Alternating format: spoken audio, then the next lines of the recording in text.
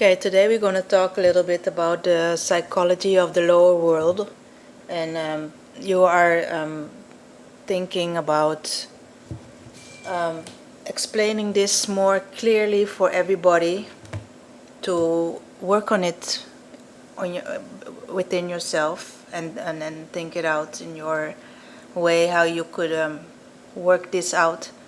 What you start out with is saying that we have to learn the difference between, you have two types of thinking, which you say one is reflective thoughts and the other one is reflective thoughts. And either one of these will bring you to a whole other pole in the spectrum of the psychology we're talking about here. And we are right in the middle.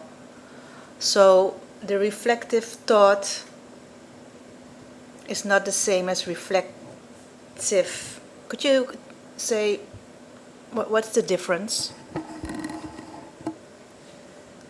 Yeah, well, it really all hinges on these two different, you could call them, if you wish, forms of thought process, forms of thinking, if you wish. And so what you find is then that the reflective mode, that's a mode where you will tend to be in a kind of a self-observation mode, if you wish. And in a prior video, I discussed that in terms of guarding the temple. It means that your attention is obviously goes outside, but then it comes back. Your attention is like that energy. Really, your most important energy is your attention. So it's extremely important what you're doing with your attention. Focus. Yes, but often people don't really understand when you say focus, what you're actually saying. You're actually referring to reflective thought process, where you are. So, for instance, in tennis, you would get that. In the last final, they said that the Djokovic, the number one, he at the end he lost because basically his mind. This is literally the way the commentator put it. His mind wandered off during the game because his grandfather died, and what they mean with wandering off is distracted. He could not focus. But it's not just focus. People make a mistake and they think focus is focusing on something. But what focus means is that you are focusing on yourself in a certain activity. You're focusing on a certain, not just on an activity, but on yourself in a certain activity. So what they're actually saying is that you're focusing on yourself, and that's the essence. So when they say focus, they're actually referring to what I would call concentration, and the word concentric, center, around the center, and the center is the self. So when you see these tennis players that are in what they call in the zone, they're extremely concentrated, meaning their attention is very much on themselves within the activity that they're doing, of course. But it's just a little bit of a digression, but the idea is, yes, that you have this reflective thought process, which is what I called last time also the third person perspective. And then you have reflexive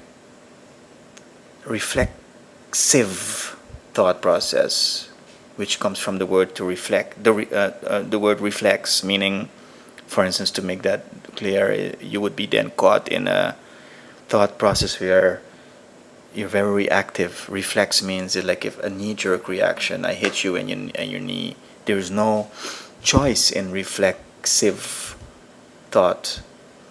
It is very reactive. It is in first person, so that you're very close, attached up too close to what you're thinking about, and you are in first person.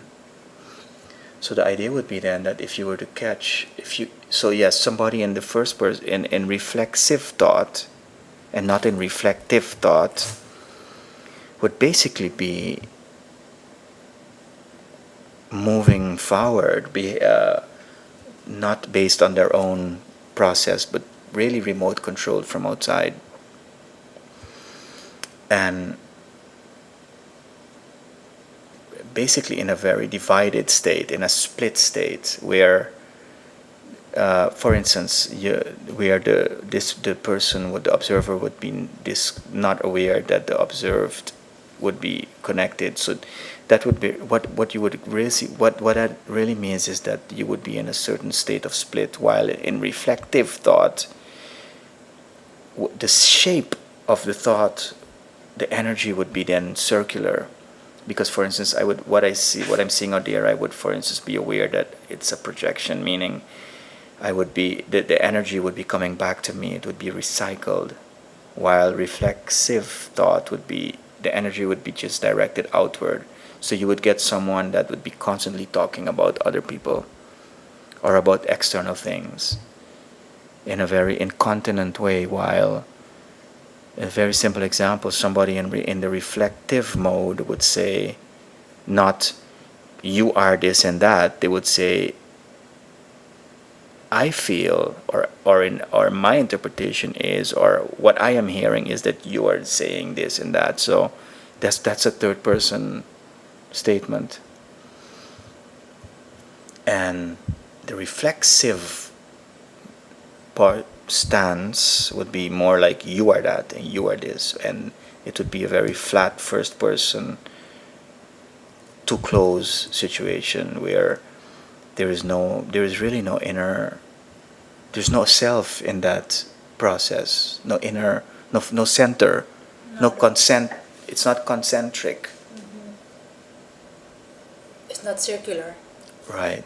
The center is between you and something else outside. It's just Exactly. defensive. Yes, and you are basically hijacked by the surroundings. Yeah, and somebody else dictates what's happening. Basically. Or your mood. Yes. Yeah. Exactly. You change my mood. Yes. You make me mad. Right, and it's very good to focus on that, because everybody is now and then in reflexive and now and then in reflective, and it's very good to be very mindful of yourself when you are in the reflexive mode, because you will indeed say, you are making me mad. And the truth is, you have to say, I am letting you make me mad. Yeah. So in reflective thought, there is choice. You see, so that's where it all changes, the whole process. What I found is that when you are in reflexive mode, thought process, and these are like the settings. This is like the settings you can choose on your computer, as it were. You can, like, because this is before the thought process, as it were. This is like the template. Yeah. So when you're in reflexive, No, go ahead. no, please. No, I understand the settings. It's like your Facebook. You put certain settings, and this is how you want to run your program. Right. Right. And the important part of the settings is that once they are chosen, and once you are stuck in a certain setting, Yeah. you almost like run on automatic pilot within that mode. And then, so that's the problem with it, because you are. Yeah. It's very one dimensional. It's like Google. Like after a while, you will get these ads that they think they figured you out, and you get like you are being put in a certain category, and maybe something has changed, and you're really not no more in that setting. But there's no choice no more. There's no spontaneity. It's just set in stone. Right. Yes, exactly. And it's almost like the state before the thought, because that what we're talking about here is that once you're in either state, then the whole thought process is based on that shape. Right, the setting. Right, and so that's why it's so difficult, because once Yeah. you're stuck, and what is very important to make this yet clearer is that once you're in, for instance, the reflexive mode, and I'm trying to speak very much in terms of the direct experience of people, because everybody is going to be able to see this, because so what you get is that you need what I've spoken about is that there's this stairway, and then reflexive thought basically directs you downward stairway, and reflective thought changes the direction upward. And people would experience that in terms of a spiral. People would say that I'm in a downward spiral. So, or in an upward spiral, meaning that everything follows suit. So once you're in this reflexive mode, you're like stuck in this, your energy, your attention is stuck in a downward spiral. And people would come in and say that, for instance, yeah, I'm stuck in a downward spiral. It's just, everything keeps getting worse. And that's because you're stuck in this reflexive setting. And the moment somebody were to shift to a third person perspective, and it's not easy. Once you're really stuck in first person, you're really like stuck there. But the moment you start to reflect and take on a third person perspective, you literally feel as if the energy changes its shape. And then what happens is that there's this upward spiral. You start to go up the stairway, and which is the steps are frequencies. And then when you go up the stairway, then all of a sudden you start to feel lighter. The downward spiral is a heavy feeling, and you start to feel lighter. You start to so the density, literally, in what happens in the body is the atoms is that the density changes. So you get a lighter, the body becomes lighter, and at the extreme of that, you get the whole idea of ascension. But we all basically start ascending when we are in the reflective mode, meaning you start to ascend in frequency, or you start to decrease the level of density in your body, because the ultimate illusion, of course, the ultimate polarity illusion is that mind and body are separate. But that's it. So what we're talking about here is the basic. This is the way your mind governs your body, because if you're given the state reflexive or reflective, you're going to get the state of the density.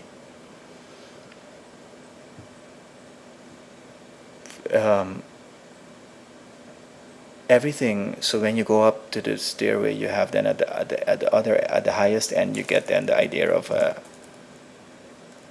light kingdom, and at the lowest end of the stairway or the spiral, you get then the dark kingdom.